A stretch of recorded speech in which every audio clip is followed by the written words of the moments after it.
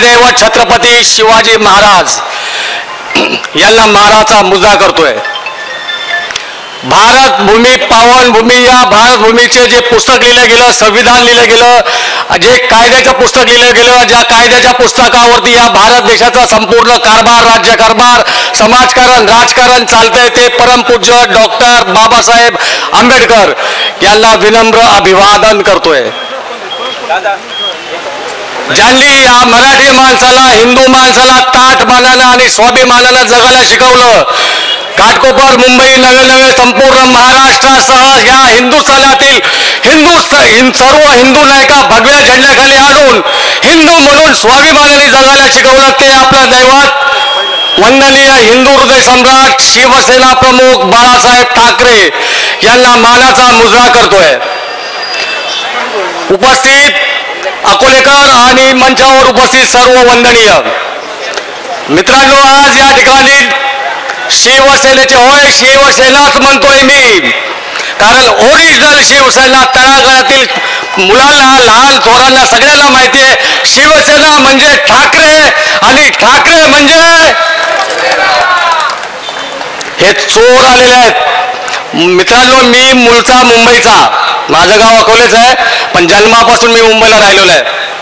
हे शिंदे फिंदे काय चीज आहे आम्हाला सगळ्यांना माहिती आहे। यांची अवकात नव्हती, रिक्षा चालवायचे, भाड्याची रिक्षा, कल्याण भिवंडी। अशा व्यक्तीला बाळासाहेबांनी आणि उद्धव साहेबांनी एवढं मोठं केलं, मंत्रिपद दिलं। या सांगतात की आम्ही आनंद दिघे साहेबांचे पट्टे शिष्य। एक छोटासा किस्सा सांगतो साहेब तुम्हाला। हे काय सांगतात, आम्ही आनंद दिघे साहेबांचे पट्टे शिष्य। अरे आम्ही आनंद दिघे साहेबांचे पट्टे शिष्य आहोत। एक छोटासा किस्सा सांगतो। हे आमदारकीला कधी उभे राहिले हो? पहिल्यांदा आमदार कधी झाले तुम्हाला कदाचित माहिती सांगतो। 2004 साली पहिल्यांदा हे आमदार झाले। आपले दिघे साहेब कधी निर्वतले? 2001 साली। दिघे साहेबांचा जर तू पट्टे शिष्य असतील तर पठ्ठ्या, दिघे साहेबांनी तुला आमदारकीचं तिकीट का नाही दिलं? त्यावेळेला राजन विचारे साहेबांना आमदारकीचं आणि खासदारकीचं तिकीट का दिलं? जर हा माणूस दिघे साहेबांच्या जवळचा असता आणि आज दिघे साहेबांचं नाव घेऊन जर राजकारण करण्याचा प्रयत्न करत असेल तर दिघे साहेबांनी त्यांच्या हयातीमध्ये त्यांना आमदारकीचं तिकीट का नाही दिलं, हा मोठा प्रश्न आहे। आज या ठिकाणी जेवढ्या संवाद यात्रेच्या निमित्ताने सन्माननीय शिवसेना प्रमुख, हो मी पुन्हा शिवसेना पक्षप्रमुख म्हणतोय, कारण यांनी आणि यांच्या बगलबच्चांनी, विधानसभेच्या अध्यक्षांनी काय सांगितलं की हे शिवसेना प्रमुख नाही। 2014ला ज्या वेळेला आपण वेगळे लढलो, शिवसेना ज्या वेळेला वेगळी लढली, या हरामखोरांनी इकडे युतीचं राजकारण करत चर्चा करत उद्धव साहेब तुळजाभवानीचं दर्शन करायला गेले की युती झाली। 2014ची विधानसभा सांगतो मी, लक्षात घ्या। 2014 उद्धव साहेब गेले तुळजापूरला देवीच्या पाया पडायला आणि एकनाथ खडसे आणि तो काळ्या मनगट्टीवार दोघांनी पत्रकार परिषद घेतली। काळाच आहे ना, कुठं गोरा आहे? दोनच रंग आहेत, एक काळा आणि एक पांढरा। काळ्याला काळा नाही म्हणायचं, काय म्हणायचं? यांनी पत्रकार परिषद घेतली आणि काय सांगितलं की आमची युती तुटली। आणि तुमच्या बापाला कोणी वाचवलं? ज्या बापाचं नाव घेऊन आज तंबरे घेऊन फिरतायत त्या बापाला मुख्यमंत्री पदापासून वंचित होण्यापासून वाचवलं असेल ते आमच्या साहेबांनी वाचवलेलं आहे। बाळासाहेब ठाकरेंनी त्यांचं मुख्यमंत्री पद वाचवलेलं आहे। अडवाणी साहेब आणि वाजपेयी साहेब, तुम्हाला चांगलं आठवत असेल, वाजपेयी साहेब म्हणाले ये राजधर्म को, जो राजधर्म नहीं है जो मोदी ने किया है। आणि त्यावेळेला सन्माननीय वंदनीय हिंदू हृदय सम्राटांनी जर याचं मुख्यमंत्रीपद वाचवलं नसतं तर हा बसला असता का पंतप्रधान पदावरती, गेला असता का? नसता गेला। तर ही युती त्यांनी ज्यावेळेला 2014ला तोडली, कधी तोडली? पहिली लोकसभा होऊन दिली, लोकसभेला आपल्या लोकांची सगळ्यांची मदत घेतली आणि आपल्या लोकांची मदत घेतल्यानंतर लोकसभेला, विधानसभेला यांनी युती तोडली, बरोबर ना? आणि युती तोडल्यानंतर आपले किती आमदार निवडून आले? 63 आमदार निवडून आले। आज हा दाढी ठाण्याचा काय बोलतोय, आम्ही एकत्र लढलो मोदीच्या नावानं मतं मागितली, हे केलं ते केलं, आमचे विचार एक, आणि मग आम्ही कसं काय काँग्रेस आणि राष्ट्रवादी बरोबर जाऊ शकतो? मग तुझ्या आईला ज्या वेळेला 2014ला आम्ही वेगळं लढलो आणि परत एकत्र भाजप बरोबर आलो त्यावेळेला चाललं का रे? तुमच्या माहितीने सांगतो मित्रांनो, हा माणूस 2014लाच आपल्यातून गेला होता 22 आमदार घेऊन. फक्त उद्धव साहेबांनी त्यावेळेला कॉम्प्रोमाइज केलं ह्यासाठी की आपापसामध्ये डोकी फुटायला नको, नाही तर हा 2014लाच गेला होता. बरं, ही सगळी मंडळी आता गेलीत, कशामुळे गेलेत आपल्याला सगळ्यांना कल्पना असेल. कशामुळे गेलीत? ईडीमुळे गेलेत ना. मग ईडी जर यांच्यावर लागत असेल तर एवढे पैसे आले कुठं? आले कुठून यांच्याकडं? रिक्षा चालवून, इथं बसलेले असतील रिक्षा चालवणारे माझे मित्रमंडळी अकोल्यातली, रिक्षा चालवून 20-20 आणि 50-50 आणि 200-200 कोटी तुम्ही कमवू शकता का? आपण कमवू शकतो का? अरे केलेली पाप जर फेडायची ताकद नसेल तर तुम्ही झुकलेत, आज दिल्ली समोर झुकलेत, जेलमध्ये जायला लोक राहिलेला पैसा सेफ राहावं म्हणून गेलेले आहेत. आज हा जनसंवाद उद्धव साहेबांचा होतोय, यासाठी होतोय की येणाऱ्या काळामध्ये आपल्याला आपल्या शिवसेनेला निवडून द्यायचंय, चिन्ह काही असो. आज मी सांगतो, आज आपलं चिन्ह मशाल आहे. मशालाच आहे ना? काय चिन्ह आहे? उद्या कदाचित हे हरामखोर हे मशाल चिन्ह सुद्धा आपलं काढून घेतील आणि आपल्या सर्व उमेदवारांना वेगवेगळ्या निशाणीवरती लढायला लावतील. असंही होऊ शकतं, काही होऊ शकतं. हिटलरची जी हिटलरशाही होती त्याच्या पलीकडची हिटलरशाही यांची चालवली आहे आणि म्हणून यांना गाडण्यासाठी सगळ्यांनी एकत्र यायला पाहिजे. जनसंवाद यात्रा आज या ठिकाणी होते. शिवसेनेला, आपल्या शिवसेनेला निवडून द्यायचंय. का निवडून द्यायचंय? 2-4च गोष्टी बोलतो आणि मी थांबतो. निवडून का द्यायचंय?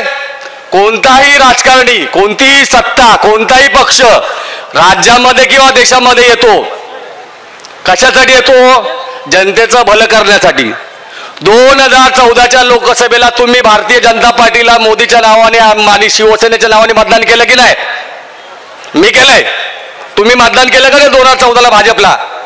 केलं ना. त्यावेळेला या हरामखोरने काय काय सांगितलं होतं आपल्याला?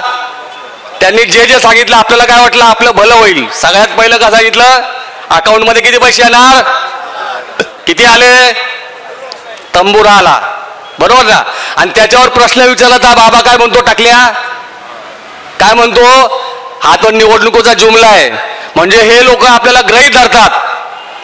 भारतीय जनता पार्टीचा मला जम्मू काश्मीर पासून कन्याकुमारी पर्यंत एक असा माणूस दाखवा ज्याच्यावर ईडी किंवा सीबीआयची कारवाई हरामखोरांनी केलेली आहे. केली आहे का? धुतल्या तांदळाचे आहेत का? धुतल्या तांदळाचे आहेत का?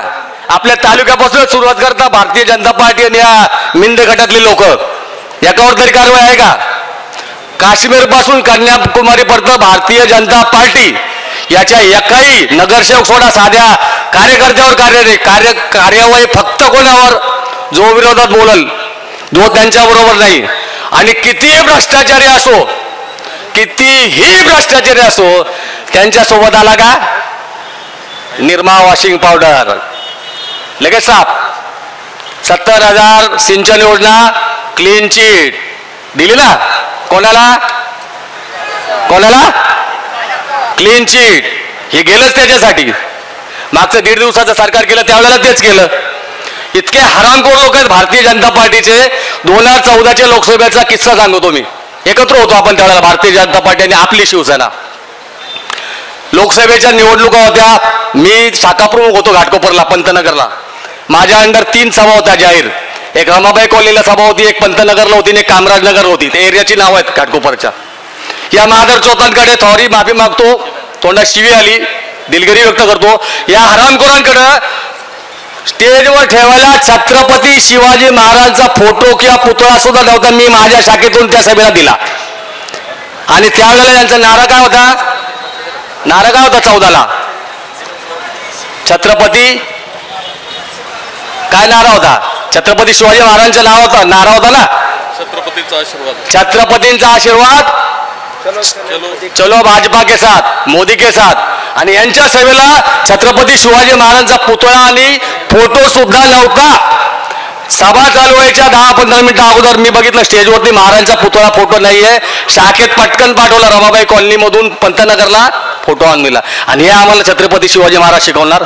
आणि छत्रपती शिवाजी महाराजांच्या नावापासून राजकारण सुरुवात करणारी भारतातील महाराष्ट्रातील एकमेव संघटना ती म्हणजे शिवसेना, ज्यांनी छत्रपती शिवाजी महाराजांच्या नावाने राजकारण चालू केलं.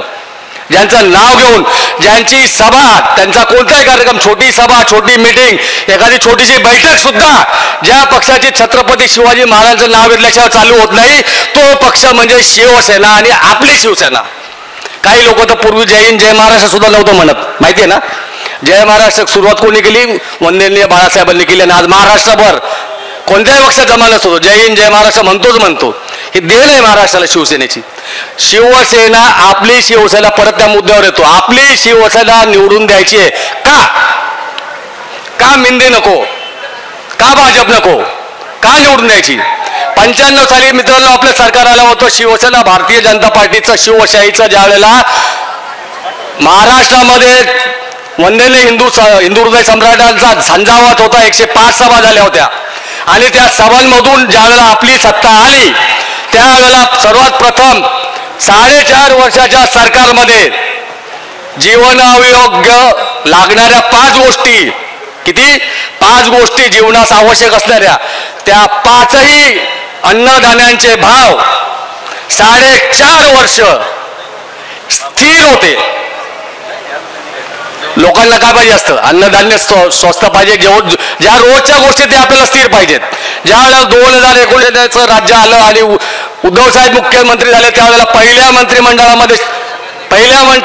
मंत्रिमंडळ परिषदेमध्ये त्यांनी काय निर्णय घेतला? रायगड किल्ल्याचं संवर्धन, त्याच्यासाठी निधी दिला.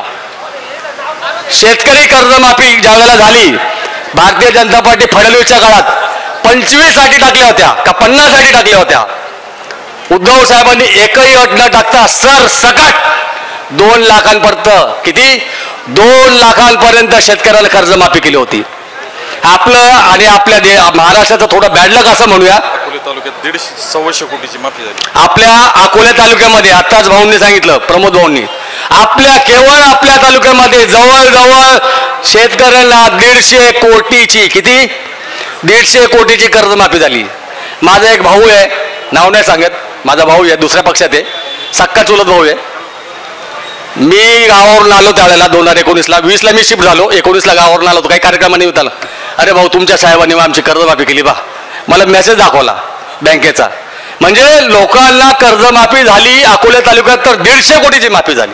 मग आपल्या उद्धव साहेबांना ज्याला मुख्यमंत्री झाले ते काम करत असताना बॅडलक असं नव्हतं, आपलंच बॅडलक नाही, संपूर्ण जगाचंच बॅडलक होतं की करोना आला. तुम्ही विचार करा, हे लोक बोलतात हरामखोर साले की उद्धव ठाकरे हे घरात बसून राहायचे, कुठं फिरायचे नाही. मग तुमच्या याचा नवरा फिरत होता का तिथं? मोदी फिरत होता का? कोरोनामध्ये कोणीच फिरत नव्हतं. तो आपापल्या ऑफिसमध्ये बसून व्हिडिओ कॉन्फरन्सिंगद्वारे यंत्रणा जी आहे ती यंत्रणा व्यवस्थित राबवत होता. अरे विचार करा, उद्धव साहेब कोरोना असल्यामुळे एका जागेवर बसून या महाराष्ट्राचा मुख्यमंत्री म्हणून नेतृत्व करत होते आणि जर कोरोना नसता आणि ते जर प्रॉपर फिरले असते तर महाराष्ट्राचा किती भलं केलं असतं त्यांनी. मित्रांनो 2-4 गोष्टी बोललोय, काही ना तोंडातनं अपशब्द गेले असतील, त्याबद्दल मी आपल्यासमोर सगळ्यांची दिलगिरी व्यक्त करतो. आपली माणसं आपलं दुकान, श्री स्वामी समर्थ क्लॉथ आणि मॅचिंग सेंटर, तसेच श्री स्वामी समर्थ एंटरप्राइजेस होलसेल कापड दुकान. अकोलेकरांच्या पसंतीस उतरलेलं कापड विश्वातील लोकप्रिय नाव म्हणजे श्री स्वामी समर्थ कापड दुकान. मनमोहक वस्त्रालंकार, वाजवी किंमत आणि विनम्र सेवा. 6 वार sari, 9 yard sari, Banarasi silk, suiting, shirting, Manchar टोपी, टॉवेल, शाल, नॅपकिन, फेटा, इनरवेअर आदी साहित्य एका छताखाली. लग्न बस्त्यासाठी खास अद्ययावत व्यवस्था, तसेच लग्न बस्त्यावर ट्रॉली बॅग फ्री. लहान मुलांच्या असंख्य व्हरायटीजचे मनमोहक कपडे. महिलांसाठी होलसेल स्वतंत्र साडी विभाग, तसेच स्वतंत्र लेडीज आणि जेंट्स विभाग. एक वेळ अवश्य भेट द्या, खरेदी करा मनमोहक वस्त्र आणि खुलवा आपलं सौंदर्य. आमचा पत्ता शाखा नंबर 1 श्री स्वामी समर्थ क्लॉथ व मॅचिंग सेंटर, अगस्ती कॉम्प्लेक्स, पहिला मजला, बाजार तळाजवळ, अकोले, तालुका अकोले. आणि शाखा number 2 Shri Swami Samarth enterprises wholesale कापड दुकान, भिंगारे गोडाऊन शेजारी दत्त मंदिर रोड, कचेरी परिसर, अकोले. प्रोप्रायटर बेनके बंधू. संपर्क 75 88 51 31 33 आणि 024 24 22 33 24.